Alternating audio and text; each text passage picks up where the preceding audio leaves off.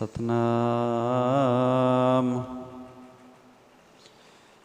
श्री वाहिगुरु साहिब जी।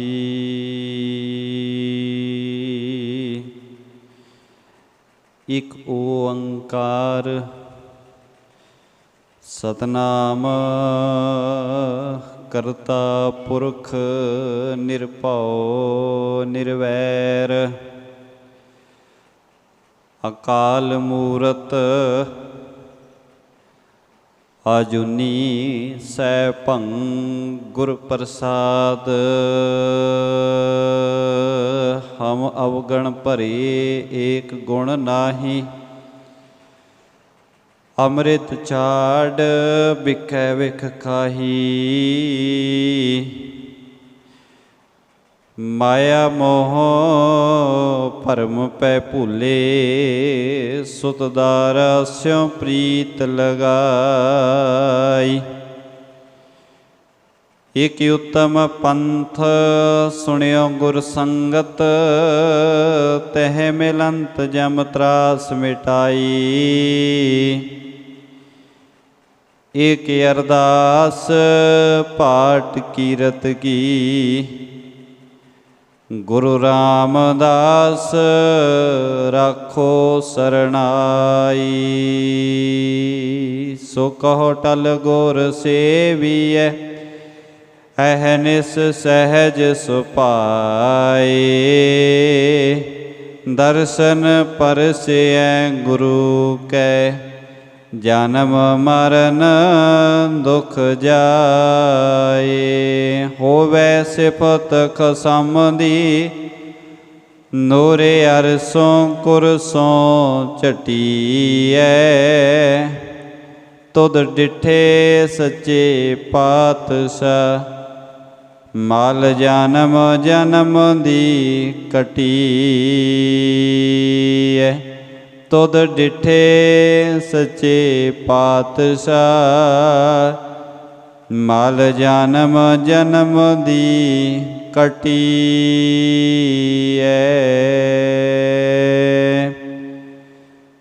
वाहिगुरु जी।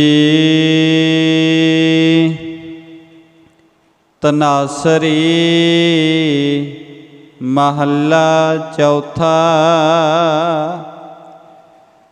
इच्छा पूरक सर्व सुख दाता हर, जागै वस है काम तेना। सो ऐसा हर ध्याइयै मेरे जियड़े, ता सर्व सुख पावै मेरे मना। इच्छा पूरक सर्व सुख दाता हर, जागै वस है काम तेना। सो ऐसा हर ध्याइयै मेरे जियड़े, ता सर्व सुख पावै मेरे मना।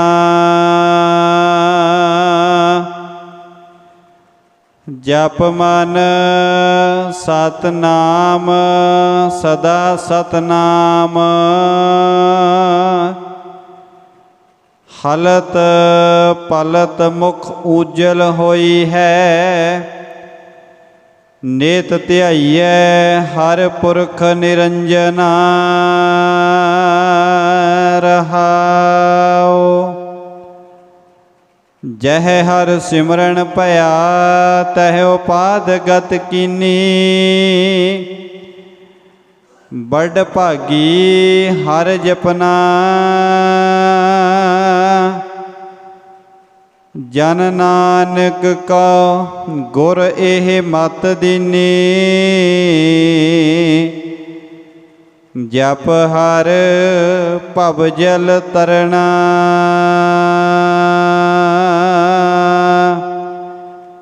जय हर सिमरन पया तह उपाद गत कीनी। बड़ भागी हर जपना, जन नानक को गुर एह मत दीनी, जप हर भव जल तरना।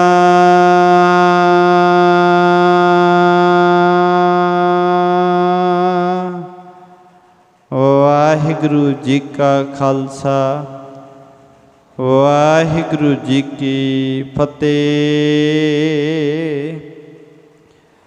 वाहिगुरु जी हर अमृत भिन्ने लोए ना, मन प्रेम रतन्ना राम राजे। मन राम कसवट्टी लाया, कंचन सो बिन्ना। गुरमुख रंग चलूलिया, मेरा मन तन भिन्ना। जन नानक मुस्क च घोलिया, सब जन्म धन धन्ना।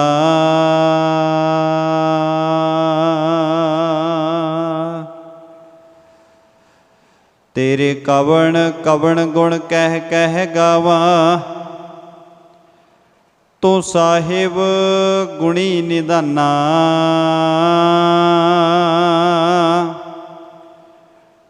तुमरी महिमा वर्ण न सको, तू ठाकुर ऊच भगवाना।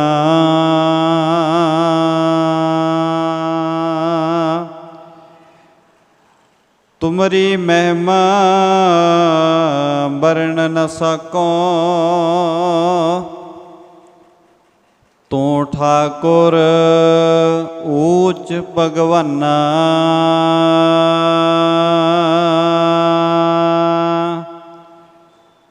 वाहिगुरु जी सर्व दोख परंग त्यागी, सर्व धर्म दृढ़ंतणै। लबधेन साध संगेन नानक, मस्तक लिख्याणै। होयो है होवंतो, हरण भरण सपूर्ण। साधु सतम जानो, नानक प्रीत कारणं। सुखेण बैण रत्नं रचनं कुसुम्भ रंगणै। रोग सोग बेयोगं नानक, सुख न सुपने। सुखेण बैण रतनं रचनं कुसुम्भ रंगणै। रोग सोग वियोगं नानक, सुख न सुपने।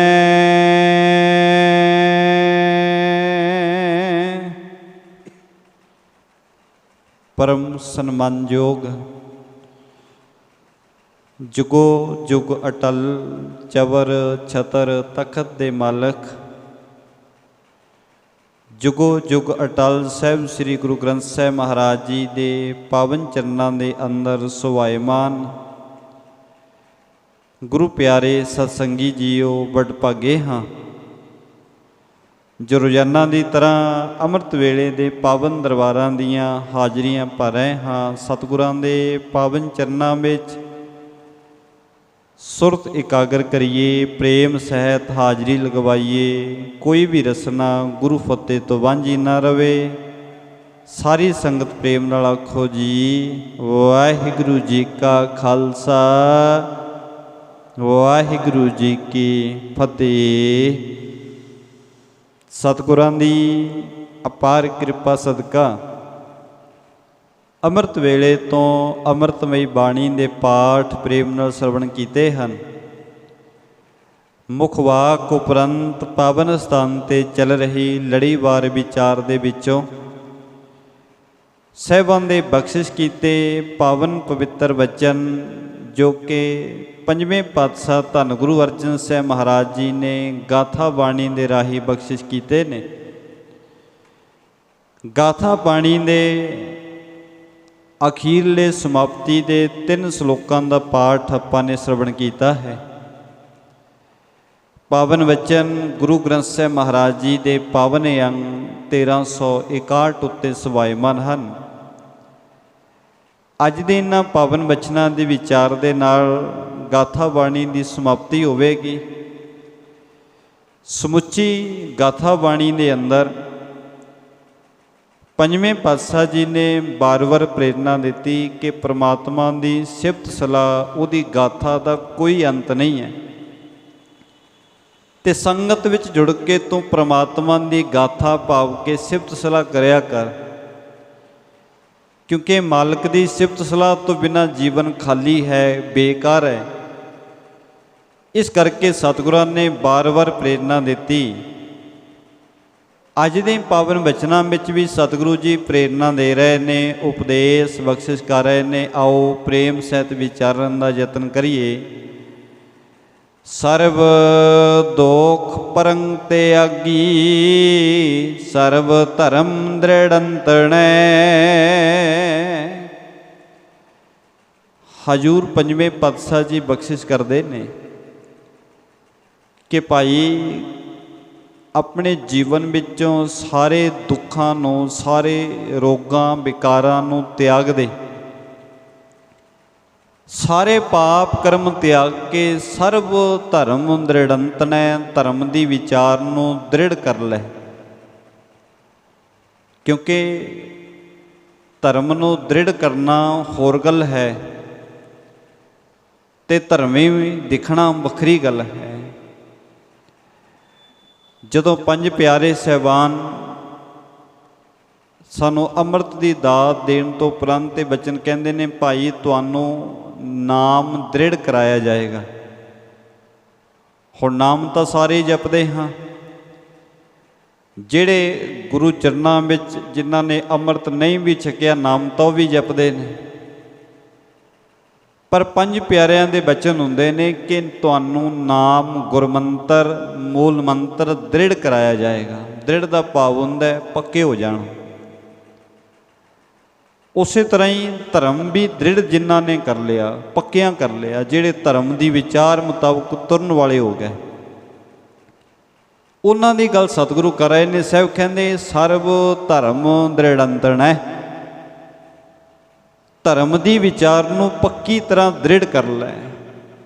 ਇਹ ਨਾ ਹੋਵੇ ਕਿ ਕੱਚੀ ਜੀ ਗੱਲ ਹੋਵੇ ਕਿ ਦਿਖਣ ਨੂੰ ਬੰਦਾ ਧਰਮੀ ਦਿਖੀ ਜਾਏ ਤੇ ਜਦੋਂ ਕੋਈ ਕਰਮ ਕਰਨਾ ਹੋਵੇ ਉਦੋਂ ਧਰਮ ਦੇ ਕੰਮਾਂ ਵਿੱਚੋਂ ਧਰਮ ਨਾ ਦਿਖੇ।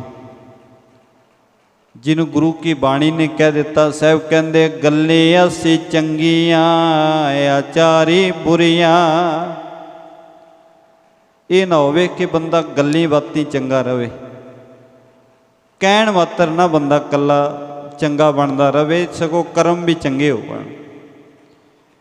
ਹਜੂਰ ਕਹਿੰਦੇ ਅੰਦਰੋਂ ਪਾਪਾਂ ਨੂੰ ਤਿਆਗ ਕੇ, ਭੈੜੇ ਕਰਮਾਂ ਨੂੰ ਤਿਆਗ ਕੇ ਧਰਮ ਦੀ ਵਿਚਾਰ ਨੂੰ ਦ੍ਰਿੜ ਕਰ। ਗੁਰੂ ਕੀ ਇੱਕ ਇੱਕ ਗੱਲ ਦੇ ਉੱਤੇ ਪਹਿਰਾ ਦੇਣ ਦਾ ਯਤਨ ਕਰ। ਜਿਸ ਦਿਨ ਧਰਮ ਦ੍ਰਿੜ ਹੋ ਜਾਏਗਾ, ਗੁਰੂ ਕੀ ਵਿਚਾਰ ਸਾਨੂੰ ਦ੍ਰਿੜ ਹੋ ਜਾਏਗੀ, ਫਿਰ ਬੰਦੇ ਦਾ ਮਨ ਡੋਲੇਗਾ ਨਹੀਂ। ਫਿਰ ਭਾਵੇਂ ਪਖੰਡਵਾਦ ਦੇ, ਕਰਮ ਕਾਂਡਾਂ ਦੇ ਕਿੰਨੇ ਵੀ ਝੱਖੜ ਝੁੱਲਦੇ ਪਏ ਹੋਵਣ, ਸਿੱਖ ਦਾ ਹਿਰਦਾ, ਸਿੱਖ ਦੀ ਵਿਚਾਰ ਇੱਕ ਗੁਰੂ ਦੇ ਪ੍ਰਤੀ ਸਮਰਪਿਤ ਹੋਏਗੀ। ਵਾਹਿਗੁਰੂ ਤੇ ਭਰੋਸਾ ਸਦਾ ਬਣਿਆ ਰਹੇਗਾ। ਇਸ ਕਰਕੇ ਸਾਹਿਬ ਜੀ ਅੱਜ ਸਾਨੂੰ ਦ੍ਰਿੜ ਕਰਵਾ ਰਹੇ ਨੇ, ਬਾਰ-ਬਾਰ ਪੱਕਿਆਂ ਕਰ ਰਹੇ ਨੇ ਕਿ ਗੁਰੂ ਦੀ ਵਿਚਾਰ ਨੂੰ, ਧਰਮ ਦੀ ਵਿਚਾਰ ਨੂੰ ਪੱਕੀ ਤਰ੍ਹਾਂ ਦ੍ਰਿੜ ਕਰ ਲੈ। ਪਰ ਸਾਹਿਬ ਕਹਿੰਦੇ ਇਹ ਧਰਮ ਦੀ ਵਿਚਾਰ ਦ੍ਰਿੜ ਕਰਨ ਵਾਸਤੇ ਆਸਰਾ ਕਿੱਥੋਂ ਮਿਲਣਾ ਹੈ? ਲਬਦਹੇਣ ਸਾਧ ਸੰਗੇਣ ਨਾਨਕ ਮਸਤਕ ਲਿਖਿਆਣੈ। ਹਜ਼ੂਰ ਕਹਿੰਦੇ ਇਹ ਵਿਚਾਰ ਜਿੱਥੇ ਜਾ ਕੇ ਬੰਦਾ ਧਰਮ ਦ੍ਰਿੜ ਕਰ ਲਵੇ ਤੇ ਪਾਪ ਤਿਆਗ ਦੇਵੇ, ਇਹ ਵਿਚਾਰ ਸਤਿਗੁਰੂ ਕਹਿੰਦੇ ਲੱਭੇਗੀ ਕਿੱਥੋਂ? ਸਾਧ ਸੰਗੇਣ, ਸੰਗਤ ਵਿੱਚੋਂ, ਗੁਰੂ ਕੀ ਸਤ ਸੰਗਤ ਵਿੱਚੋਂ ਆ ਕੇ ਇਹ ਵਿਚਾਰ ਪ੍ਰਾਪਤ ਹੁੰਦੀ ਹੈ। ਜਿੱਥੇ ਆ ਕੇ ਬੰਦਾ ਧਰਮ ਦੀ ਵਿਚਾਰ ਦ੍ਰਿੜ ਕਰ ਲੈਂਦਾ ਹੈ, ਅਧਰਮ ਨੂੰ ਤਿਆਗ ਦਿੰਦਾ। ਜੇ ਸੰਗਤ ਕਰਕੇ ਰੋਜ਼ ਗੁਰੂ ਕੀ ਸੰਗਤ ਵਿੱਚੋਂ ਕੁਝ ਲਾਹਾ ਲੈ ਕੇ ਜਾਈਏ, ਕਿਉਂਕਿ ਸੰਗਤ ਵੀ ਇੱਕ ਹੈ ਸਰੀਰ ਦੀ ਸੰਗਤ, ਇੱਕ ਹੈ ਮਨ ਦੀ ਸੰਗਤ। ਜੇ ਸਰੀਰ ਸੰਗਤ ਕਰਦਾ ਹੈ, ਹੁਣ ਸਰੀਰ ਤਾਂ ਗੁਰੂ ਚਰਨਾਂ ਵਿੱਚ ਹੀ ਬੈਠਾ ਹੈ, ਮਨ ਸੰਗਤ ਨਾ ਕਰਿਆ ਹੋਵੇ, ਮਨ ਫਿਰ ਵੀ ਆਪਣੇ ਕੰਮਾਂ ਕਾਰਾਂ ਵਿੱਚ ਹੀ ਹੋਵੇ, ਸਰੀਰ ਨੇ ਹਾਜ਼ਰੀ ਲਵਾ ਦਿੱਤੀ, ਜੇ ਮਨ ਹਾਜ਼ਰ ਹੋ ਜਾਏ ਤਾਂ ਸੰਗਤ ਵਿੱਚੋਂ ਕੁਝ ਬੰਦਾ ਲਾਭ ਲੈਂਦਾ ਹੈ। ਹਜ਼ੂਰ ਕਹਿੰਦੇ ਨੇ ਜੇ ਤੂੰ ਧਰਮ ਦੀ ਵਿਚਾਰ ਦ੍ਰਿੜ ਕਰਨੀ ਚਾਹੁੰਦਾ ਹੈ, ਦੁੱਖਾਂ ਤੇ ਪਾਪਾਂ ਦਾ ਤਿਆਗ ਕਰਨਾ ਚਾਹੁੰਦਾ ਹੈ, ਤਾਂ ਭਾਈ ਸਾਧ ਸੰਗਤ ਵਿੱਚ ਆ ਕੇ ਇਹ ਲਾਭ ਮਿਲਣਾ ਹੈ। ਨਾਲ ਗੁਰੂ ਨੇ ਬਚਨ ਕਹਿ ਦਿੱਤੇ, ਕਹਿੰਦੇ ਨਾਨਕ ਮਸਤਕ ਲਿਖਿਆਣੈ।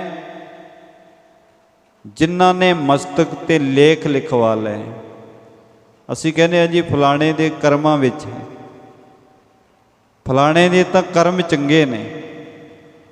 ਸਤਿਗੁਰੂ ਕਹਿੰਦੇ ਭਾਈ ਜਿਨ੍ਹਾਂ ਨੂੰ ਸੰਗਤ ਵਿੱਚ ਜੁੜ ਕੇ ਧਰਮ ਦ੍ਰਿੜ ਕਰਨਾ ਆ ਗਿਆ, ਜਿਹੜੇ ਸੰਗਤ ਵਿੱਚ ਜੁੜ ਕੇ ਪਾਪ ਵਿਕਾਰ ਤਿਆਗਣ ਵਾਲੇ ਬਣ ਗਏ, ਸਤਿਗੁਰੂ ਕਹਿੰਦੇ ਉਹਨਾਂ ਦੇ ਮਸਤਕ ਤੇ ਲੇਖ ਸੋਭੀ ਨੇ, ਚੰਗੇ ਭਾਗਾਂ ਦੀ ਨਿਸ਼ਾਨੀ ਹੈ। ਕਿਉਂਕਿ ਸੰਗਤ ਵਿੱਚ ਮਨ ਤੇ ਤਨ ਕਰਕੇ ਜੁੜ ਜਾਏ, ਫਿਰ ਧਰਮ ਦੀ ਵਿਚਾਰ ਨੂੰ ਦ੍ਰਿੜ ਕਰ ਲਵੇ, ਪੱਕਿਆਂ ਕਰ ਲਵੇ। ਕਿਉਂਕਿ ਜਿਹੜੀ ਧਰਮ ਦੀ ਵਿਚਾਰ ਹੈ ਇਹ ਦਿਖਾਵਿਆਂ ਤੋਂ ਉੱਪਰ ਉੱਠ ਕੇ ਅਪਣਾਉਣੀ ਪੈਂਦੀ ਹੈ। ਕਿਉਂਕਿ ਗੁਰੂ ਦੇ ਮਤ ਵਿੱਚ, ਸਤਿਗੁਰੂ ਦੇ ਘਰ ਵਿੱਚ ਇੱਥੇ ਡੰਡੇ ਵਾਲਾ ਡਰ ਨਹੀਂ ਹੈ ਕਿ ਜੀ ਸਾਨੂੰ ਜੇ ਅਸੀਂ ਗੱਲ ਨਹੀਂ ਮੰਨਾਂਗੇ ਤੇ ਸਾਨੂੰ ਕੁੱਟਣਾ ਪੈ ਜਾਏ। ਗੁਰੂ ਦੇ ਘਰ ਵਿੱਚੋਂ ਡੰਡੇ ਵਾਲਾ ਡਰ ਨਹੀਂ ਹੈ, ਇੱਥੇ ਸੰਸਾਰੀ ਕਾਨੂੰਨ ਵਾਲਾ ਡਰ ਨਹੀਂ ਹੈ, ਇੱਥੇ ਹੈ ਨਿਰਮਲ ਭੈ। ਗੁਰੂ ਸਾਹਿਬ ਨੇ ਜਾ ਕੇ ਜੇ ਅਸੀਂ ਕੋਈ ਮਾੜੇ ਕੰਮ ਕਰਦੇ ਵੀ ਹਾਂ, ਸਾਨੂੰ ਬਾਂਹ ਫੜ ਕੇ ਨਹੀਂ ਹਟਾਉਣਾ ਕਿ ਨਾ ਕਰ। ਸਤਿਗੁਰੂ ਨੇ ਮੱਤ ਦੇਣੀ ਹੈ, ਸਮਝਾਉਣਾ ਹੈ। ਗੁਰੂ ਸਾਹਿਬ ਕੇਵਲ ਸਿੱਖਿਆ ਦਿੰਦੇ ਨੇ। ਜੇ ਕਿਸੇ ਦੇ ਅੰਦਰ ਪ੍ਰੇਮ ਹੁੰਦਾ ਹੈ ਉਹ ਮੰਨ ਲੈਂਦਾ ਹੈ, ਨਹੀਂ ਪ੍ਰੇਮ ਹੁੰਦਾ ਉਹ ਭਾਈ ਕੋਈ ਕਰਮ ਕਰੀ ਵੀ ਜਾਏ ਉਹਦੇ ਕਰਮਾਂ ਦਾ ਲੇਖਾ ਉਹਦੇ ਨਾਲ ਹੋ ਜਾਂਦਾ ਹੈ। ਸਤਿਗੁਰੂ ਦੇ ਘਰ ਵਿੱਚ ਨਾ ਤਾਂ ਕੋਈ ਡਰ ਹੈ ਤੇ ਨਾ ਲਾਲਚ ਹੈ। ਇਹ ਵੀ ਨਹੀਂ ਗੁਰੂ ਸਾਹਿਬ ਕਹਿੰਦੇ ਭਾਈ ਜੇ ਧਰਮ ਨੂੰ ਆ ਧਰਮ ਦੇ ਰਸਤੇ ਤੇ ਤੁਰੇਗਾ ਤੇਰੇ ਕੋਲੇ ਸੁੱਖ ਆ ਜਾਣਗੇ, ਜੇ ਧਰਮ ਦੇ ਰਸਤੇ ਤੇ ਤੁਰੇਗਾ ਤੂੰ ਕਦੇ ਦੁਖੀ ਨਹੀਂ ਹੋਏਗਾ। ਲਾਲਚ ਵੀ ਨਹੀਂ ਹੈ। ਇੱਥੇ ਤਾਂ ਪ੍ਰੇਮ ਵਾਲਿਆਂ ਨੂੰ ਤੁਰਨਾ ਪੈਂਦਾ ਹੈ ਕਿ ਭਾਵੇਂ ਸਤਿਗੁਰੂ ਜੀ ਜ਼ਿੰਦਗੀ 'ਚ ਦੁੱਖ ਆਵੇ ਤੇ ਭਾਵੇਂ ਆਵੇ ਸੁੱਖ, ਹਾਲਾਤ ਭਾਵੇਂ ਕਿਸ ਤਰ੍ਹਾਂ ਦੇ ਵੀ ਰਹਿਣ, ਭਾਵੇਂ ਹਾਲਾਤ ਮੇਰੇ ਪੱਖ ਦੇ ਰਹਿਣ ਤੇ ਭਾਵੇਂ ਮੇਰੇ ਵਿਰੋਧੀ ਰਹਿਣ, ਪਰ ਤੇਰੇ ਨਾਲ ਭਰੋਸਾ ਬਣਾ ਕੇ ਰੱਖਾਂਗਾ, ਤੇਰੀ ਗੁਰੂ ਚਰਨਾਂ ਵਿੱਚ ਸਦਾ ਜੁੜਿਆ ਰਵਾਂਗਾ। ਇਹ ਹੈ ਨਿਰਮਲ ਭੈ। ਜਿੱਥੇ ਬੰਦੇ ਨੂੰ ਕੋਈ ਵੀ ਨਾ ਵੇਖਦਾ ਹੋਵੇ, ਜਿੱਥੇ ਬੰਦੇ ਨੂੰ ਕੋਈ ਡਰ ਵੀ ਨਾ ਹੋਵੇ, ਬੰਦਾ ਪਾਪ ਕਮਾ ਸਕਦਾ ਹੋਵੇ ਪਰ ਬੰਦਾ ਕਹੇ ਨਹੀਂ ਮੇਰੇ ਗੁਰੂ ਕੇ ਬਚਨ ਨੇ, ਇਹ ਪਾਪ ਨਹੀਂ ਮੈਂ ਕਰਨੇ। ਇਹ ਹੈ ਧਰਮ ਦੀ ਵਿਚਾਰ ਨੂੰ ਦ੍ਰਿੜ ਕਰਨਾ।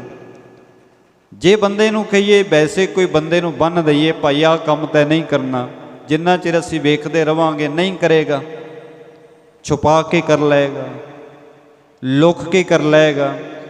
ਪਰ ਜਿਨ੍ਹਾਂ ਨੂੰ ਭਰੋਸਾ ਹੋਇਆ ਕਿ ਗੁਰੂ ਮੇਰੇ ਨਾਲ ਹੈ, ਚਾਹੇ ਮੈਨੂੰ ਸੰਸਾਰ ਦਾ ਕੋਈ ਪਰਿਵਾਰ ਦਾ ਕੋਈ ਬੰਦਾ ਨਹੀਂ ਵੇਖਦਾ, ਮੇਰਾ ਦੋਸਤ ਮਿੱਤਰ ਨਹੀਂ ਵੇਖਦਾ ਪਿਆ ਮਾੜੇ ਕੰਮ ਕਰਦੇ ਨੂੰ, ਪਰ ਮੈਂ ਤਾਂ ਵੇਖਦਾ ਪਿਆ ਗੁਰੂ ਸਾਹਮਣੇ ਜਾ ਕੇ ਕਿਵੇਂ ਅਰਦਾਸ ਕਰਾਂਗਾ, ਸਤਿਗੁਰੂ ਦੇ ਸਾਹਮਣੇ ਜਾ ਕੇ ਕਿਵੇਂ ਸੱਚਾ ਹੋਵਾਂਗਾ। ਜਿਨ੍ਹਾਂ ਦੀ ਇਹ ਵਿਚਾਰ ਦ੍ਰਿੜ ਹੋ ਗਈ, ਫਿਰ ਉਹਨਾਂ ਤੇ ਧਿਆਨ ਰੱਖਣ ਦੀ ਲੋੜ ਨਹੀਂ ਪੈਂਦੀ।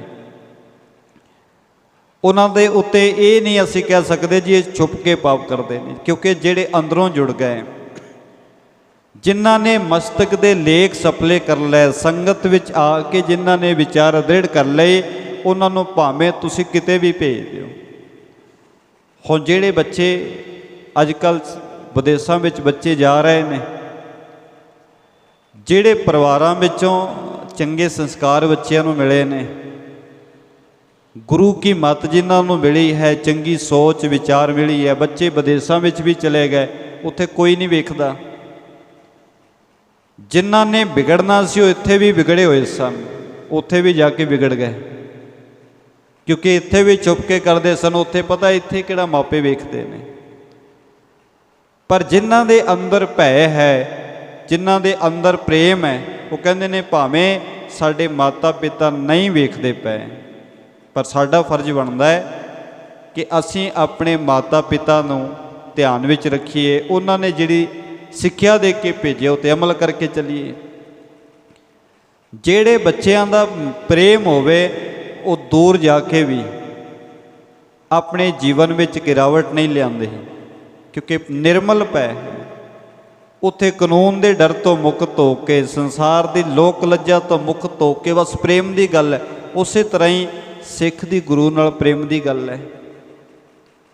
ਠੀਕ ਹੈ, ਬੰਦਾ ਕਹੇਗਾ ਜੀ ਆ ਮੈਂ ਫਲਾਣਾ ਸ਼ਹਿਰ ਬਦਲ ਲਿਆ, ਜੇ ਸ਼ਹਿਰ ਬਦਲ ਕੇ ਆ ਗਿਆ, ਇੱਥੇ ਮੈਨੂੰ ਕੋਈ ਜਾਣਨ ਵਾਲਾ ਨਹੀਂ, ਹੁਣ ਇੱਥੇ ਮੈਨੂੰ ਕੋਈ ਵੇਖਦਾ ਨਹੀਂ ਹੈ ਤੇ ਮੈਂ ਕੋਈ ਮਾੜੇ ਕੰਮ ਕਰ ਲਵਾਂ। ਪਰ ਜੇ ਹੋਇਆ ਗੁਰੂ ਦਾ ਪਿਆਰ ਵਾਲਾ, ਉਹ ਕਹੇਗਾ ਭਾਵੇਂ ਕੋਈ ਵੀ ਨਹੀਂ ਜਾਣਦਾ, ਪਰ ਮੈਂ ਤਾਂ ਗੁਰੂ ਦੇ ਸਾਹਮਣੇ ਸਨਮੁਖ ਖੜੋਣਾ ਜਾ ਕੇ। ਗੁਰੂ ਨੇ ਧਰਮ ਦੀ ਵਿਚਾਰ ਦ੍ਰਿੜ ਕਰਾਈ ਹੈ, ਸਤਿਗੁਰੂ ਨੇ ਮੈਨੂੰ ਪਾਪਾਂ ਤੇ ਦੋਖਾਂ ਦਾ ਤਿਆਗ ਕਰਨ ਵਾਸਤੇ ਕਿਹਾ ਹੈ। ਜੇ ਗੁਰੂ ਦੇ ਸਨਮੁਖ ਜਾ ਕੇ ਪਾਪ ਕਰਕੇ ਖੜੋਵਾਂਗਾ ਕਿਵੇਂ, ਗੁਰੂ ਨਾਲ ਕਿਵੇਂ ਅੱਖਾਂ ਮਿਲਾਵਾਂਗਾ ਕਿ ਸਤਿਗੁਰੂ ਤੇਰੇ ਸਾਹਮਣੇ ਸੱਚਾ ਹੋ ਰਿਹਾ ਤੇ ਪੈਸੇ ਮੈਂ ਪਾਪ ਕਰਦਾ ਪਿਆ। ਸਤਿਗੁਰੂ ਕਹਿੰਦੇ ਨੇ ਜਿਨ੍ਹਾਂ ਨੇ ਇਹ ਧਰਮ ਦੀ ਵਿਚਾਰ ਦ੍ਰਿੜ ਕਰ ਲਈ, ਇਹ ਅਸਲ ਵਿੱਚ ਸੰਗਤ ਵਿੱਚੋਂ ਦ੍ਰਿੜ ਹੁੰਦੀ ਹੈ। ਸੰਗਤ ਵਿੱਚੋਂ ਇਹ ਸਿੱਖਿਆ ਮਿਲਦੀ ਹੈ, ਧਰਮ ਦੇ ਗੁਣ ਸੰਗਤ ਹੀ ਬੰਦੇ ਦੇ ਜੀਵਨ ਵਿੱਚ ਭਰਦੀ ਹੈ। ਇਸ ਕਰਕੇ ਸਾਹਿਬ ਜੀ ਕਹਿੰਦੇ ਭਾਈ ਸੰਗਤ ਕਰੀਏ, ਚੰਗੀ ਸੰਗਤ ਸਾਡੇ ਵਾਸਤੇ ਸਦਾ ਵਾਸਤੇ ਲਾਭਦਾਇਕ ਰਹੇਗੀ। ਜੀਵਨ ਵਿੱਚ ਕੁਝ ਚੰਗਿਆਈਆਂ ਆਵਣਗੀਆਂ, ਸ਼ੁਭ ਗੁਣ ਆਵਣਗੇ ਤੇ ਜੀਵਨ ਵਿੱਚ ਮਸਤਕ ਭਾਗ ਸਾਡੇ ਚੰਗੇ ਹੋ ਜਾਵਣਗੇ। ਹਜੂਰ ਅੱਗੇ ਫਿਰ ਕਿਰਪਾ ਕਰਦੇ ਨੇ, ਹੋਇਓ ਹੈ ਹੋਵੰਤੋ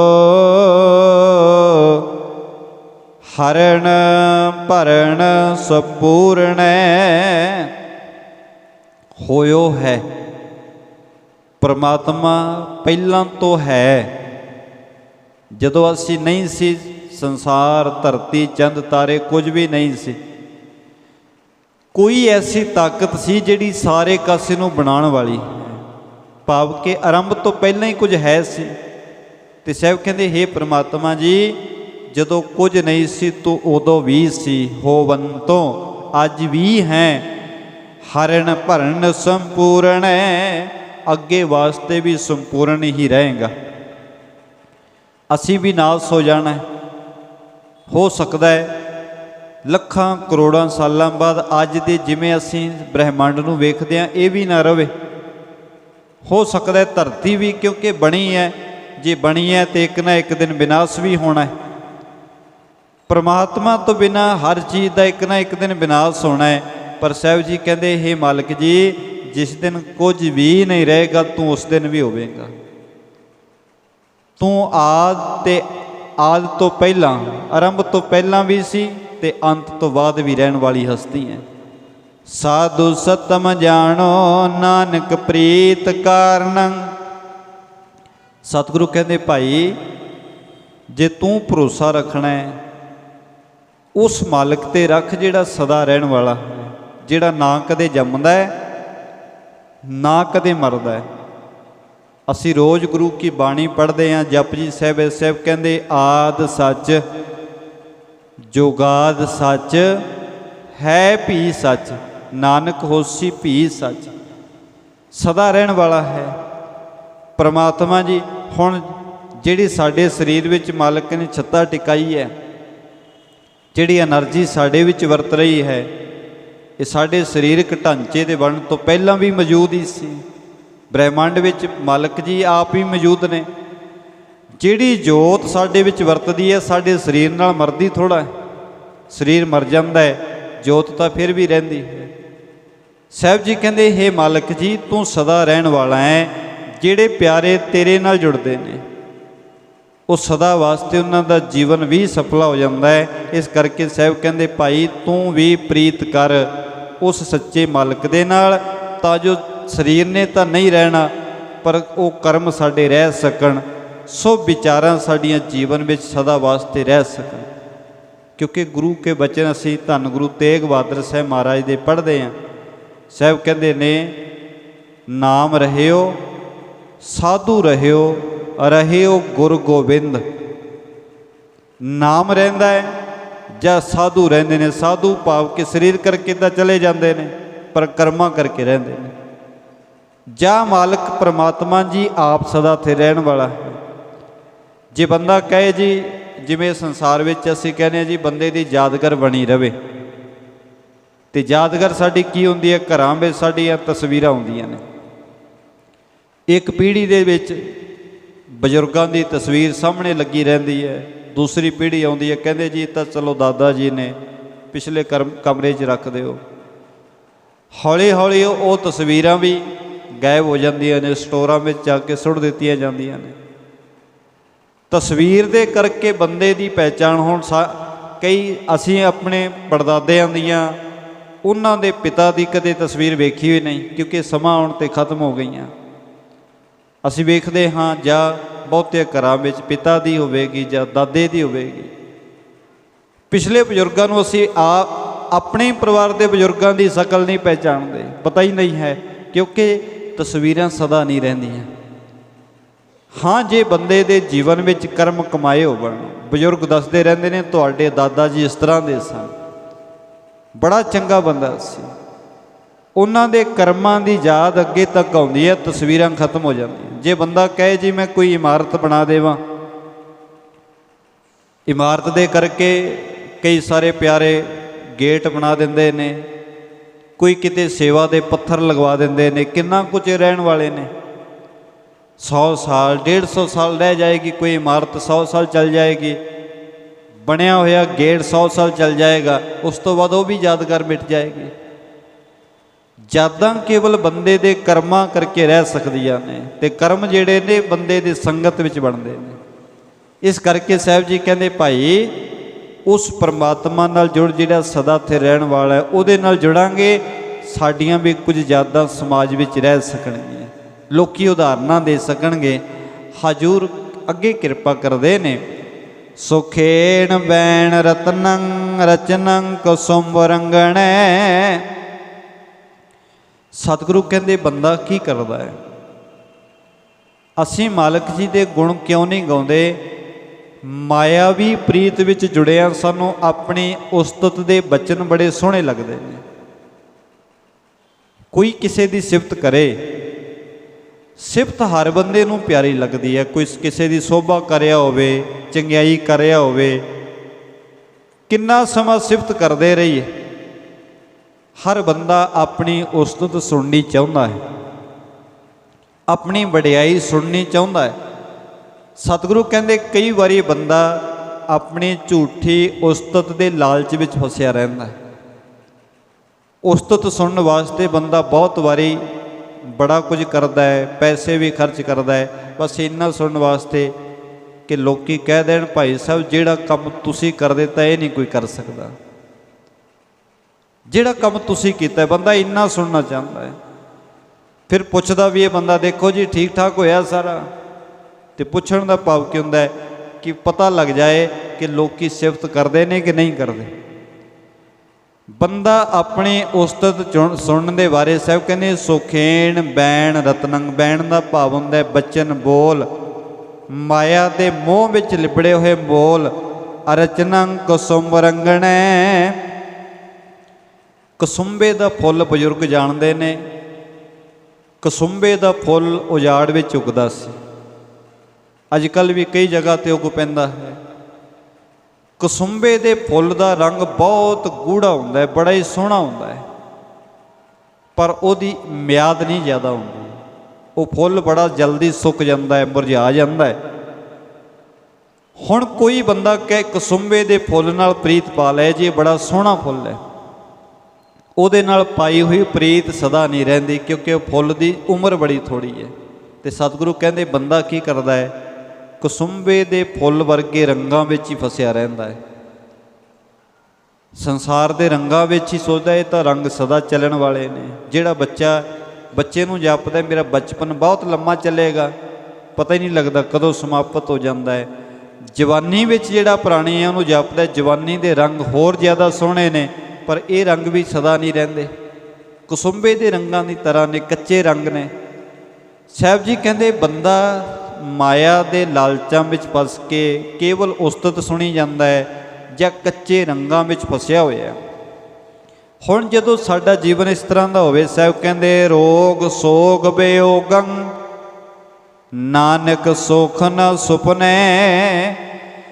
ਜੇ ਬੰਦਾ ਕੇਵਲ ਝੂਠੀ ਉਸਤਤ ਸੁਣਨੀ ਚਾਹੁੰਦਾ ਹੈ ਜਾਂ ਕੱਚੀਆਂ ਰੰਗਾਂ ਵਿੱਚ ਆਪਣਾ ਮਨ ਜੋੜੀ ਰੱਖਦਾ, ਸਤਿਗੁਰੂ ਕਹਿੰਦੇ ਬਸ ਦੋ ਤਿੰਨ ਚੀਜ਼ਾਂ ਹੀ ਪੈਦਾ ਹੋਣਗੀਆਂ ਬੰਦੇ 'ਚ, ਰੋਗ ਸੋਗ। ਸੋਗ ਦਾ ਭਾਵ ਹੈ ਗਮੀ।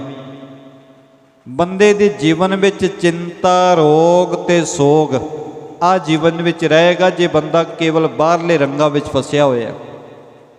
ਬਾਹਰਲੇ ਰੰਗ ਵੇਖੀ ਚੱਲੀਏ, ਅੰਦਰ ਰੰਗਤ ਨਾ ਹੋਵੇ, ਬੰਦੇ ਦਾ ਮਨ ਖੇੜੇ ਵਿੱਚ ਨਾ ਹੋਵੇ, ਬਾਹਰਲੇ ਰੰਗ ਬੰਦੇ ਨੂੰ ਖੁਸ਼ ਨਹੀਂ ਕਰ ਪਾਉਂਦੇ। ਕਿੰਨੇ ਹੀ ਰੰਗ ਇਕੱਠੇ ਕਰ ਲਈ। ਤੇ ਸਾਹਿਬ ਜੀ ਕਹਿੰਦੇ ਰੋਗ ਸੋਗ ਬਿਯੋਗੰ ਨਾਨਕ ਸੁਖ ਨਾ ਸੁਪਨੇ। ਹੁਣ ਬੰਦਾ ਤਾਂ ਜਾਗਦਿਆਂ ਹੋਇਆ ਸੁਖ ਚਾਹੁੰਦਾ ਹੈ, ਪਰ ਸਤਿਗੁਰੂ ਕਹਿੰਦੇ ਕਦੇ ਸੁੱਖ ਵਾਲਾ ਸੁਪਨਾ ਵੀ ਨਹੀਂ ਆਏਗਾ। ਜੇ ਤੇਰਾ ਸੁਭਾਅ ਇਸ ਤਰ੍ਹਾਂ ਦਾ ਹੈ, ਕੇਵਲ ਤੂੰ ਬਾਹਰੋਂ ਹੀ ਸੁੱਖ ਲੈਣਾ ਚਾਹੁੰਦਾ ਹੈ, ਰੱਬ ਨੂੰ ਕਦੇ ਧਿਆ ਕੇ ਨਹੀਂ ਵੇਖਿਆ, ਕਦੇ ਚੰਗੇ ਕੰਮ ਨਹੀਂ ਵੇਖੇ, ਨਾਨਕ ਸੁੱਖ ਨਾ ਸੁਪਨੇ। ਸੁਪਨੇ ਵਿੱਚ ਵੀ ਸੁੱਖ ਨਹੀਂ ਪਾਵਾਂਗੇ, ਇੰਨੇ ਦੁਖੀ ਹੋ ਕੇ ਰਵਾਂਗੇ, ਹਰ ਵੇਲੇ ਚਿੰਤਾ, ਫਿਕਰ, ਸੋਗ, ਰੋਗ ਹਰ ਵੇਲੇ ਤੰਗ ਕਰੀ ਰੱਖਦੇ ਨੇ। ਤੇ ਹਾਲਾਤ ਵੀ ਬਣੇ ਹੋਏ ਨੇ ਇਸ ਤਰ੍ਹਾਂ ਦੇ, ਹਰ ਵੇਲੇ ਚਿੰਤਾ ਹੈ, ਡਿਪਰੈਸ਼ਨ ਹੈ, ਕਿਸੇ ਨੂੰ ਕੁਝ ਹੈ, ਕਿਸੇ ਨੂੰ ਕੋਈ ਚਿੰਤਾ ਹੈ, ਕਿਸੇ ਨੂੰ ਸਰੀਰਕ ਰੋਗ ਦੀ ਚਿੰਤਾ ਹੈ, ਕਿਸੇ ਨੂੰ ਮਾਨਸਿਕ ਰੋਗ ਨੇ। ਰਾਤ ਨੂੰ ਸੁੱਖ ਸਾਧਨ ਹੁੰਦਿਆਂ ਵੀ ਬੰਦੇ ਨੂੰ ਨੀਂਦ ਨਹੀਂ ਆਉਂਦੀ। ਕਿਉਂ? ਕਿਉਂਕਿ ਬੰਦੇ ਨੇ ਕਰਮ ਇਸ ਤਰ੍ਹਾਂ ਦੇ ਕਰ ਲਏ। ਸਤਿਗੁਰੂ ਨੇ ਕਿਹਾ ਸੁਪਨੇ 'ਚ ਸੁੱਖ ਨਹੀਂ ਮਿਲਣਾ। ਜੇ ਮਾੜੇ ਕਰਮ ਕਰੇ, ਮਾਲਕ ਜੀ ਦੇ ਪ੍ਰੇਮ ਵਿੱਚ ਰਹਿ ਕੇ ਸ਼ੁਭ ਕਰਮ ਨਾ ਕਰੇ, ਮਾਲਕ ਦੀ ਬੰਦਗੀ ਨਾ ਕਰੀ, ਤਾਂ ਇਹ ਹਾਲਾਤ ਬਣ ਜਾਂਦੇ ਨੇ। ਆਓ ਗੁਰੂ ਸਾਹਿਬ ਕਿਰਪਾ ਕਰਨ। ਗਾਥਾ ਬਾਣੀ ਦੇ ਪਾਵਨ 24 ਸ਼ਲੋਕਾਂ ਦੀ ਵਿਚਾਰ ਦੀ ਅੱਜ ਇੱਥੇ ਸਮਾਪਤੀ ਹੋਈ ਹੈ। ਸਮੁੱਚੀ ਬਾਣੀ ਦੇ ਅੰਦਰ ਸਤਿਗੁਰਾਂ ਨੇ ਪ੍ਰਮਾਤਮਾ ਦੀ ਸਿਫਤ ਸਲਾਹ ਕਰਨ ਦੀ ਪ੍ਰੇਰਨਾ ਦਿੱਤੀ ਹੈ। ਬਾਰ-ਬਾਰ ਕਿਹਾ ਭਾਈ ਜੇ ਸੁੱਖ ਲੈਣਾ ਚਾਹੁੰਦਾ ਹੈ, ਸਿਫਤ ਸਲਾਹ ਕਰਿਆ ਕਰ, ਸੰਗਤ ਕਰਿਆ ਕਰ, ਤਾਂ ਜੋ ਜੀਵਨ ਵਿੱਚ ਆਨੰਦ ਆ ਸਕੇ। ਆਓ ਗੁਰੂ ਕੇ ਬਚਨਾਂ ਨੂੰ ਜੀਵਨ ਦਾ ਸਿੰਗਾਰ ਬਣਾਈਏ। ਕੱਲ੍ਹ ਤੋਂ ਹੁਣ ਇਹ ਮਹੱਲਾ 5ਵਾਂ ਦੀ ਵਿਚਾਰ ਆਰੰਭ ਹੋਵੇਗੀ। ਸਤਿਗੁਰੂ ਰਹਿਮਤਾਂ ਕਰਨ, ਸਾਨੂੰ ਸਾਰਿਆਂ ਨੂੰ ਹੀ ਗੁਰਮਤਿ ਦੀ ਸੋਝੀ ਆ ਸਕੇ। ਹੋਈਆਂ ਭੁੱਲਾਂ ਦੀ ਖਿਮਾ ਪ੍ਰੇਮ ਨਾਲ ਆਖੋ ਜੀ। ਵਾਹਿਗੁਰੂ ਜੀ ਕਾ ਖਾਲਸਾ, ਵਾਹਿਗੁਰੂ ਜੀ ਕੀ ਫਤਿਹ।